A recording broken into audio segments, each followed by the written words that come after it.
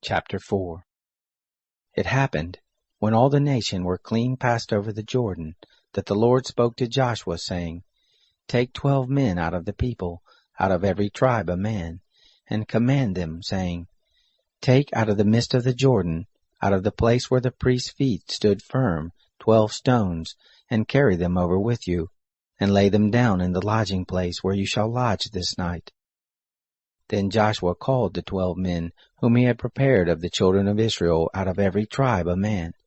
And Joshua said to them, Pass over before the ark of the Lord your God into the midst of the Jordan, and every man of you take up a stone on his shoulder, according to the number of the tribes of the children of Israel, that this may be a sign among you, that when your children ask in time to come, saying, What do you mean by these stones?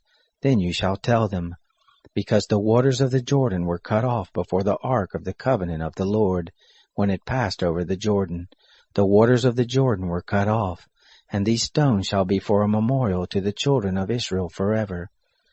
The children of Israel did so as Joshua commanded, and took up 12 stones out of the midst of the Jordan, as the Lord spoke to Joshua, according to the number of the tribes of the children of Israel.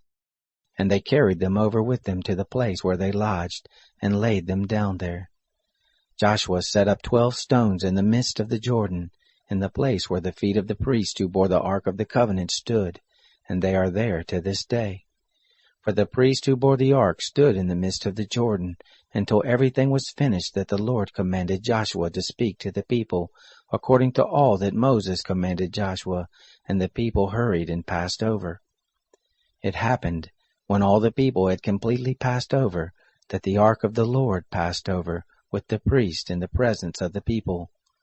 The children of Reuben and the children of Gad and the half-tribe of Manasseh passed over armed before the children of Israel, as Moses spoke to them. About 40,000, ready armed for war, passed over before the Lord to battle, to the plains of Jericho. On that day the Lord magnified Joshua in the sight of all Israel, and they feared him, as they feared Moses all the days of his life.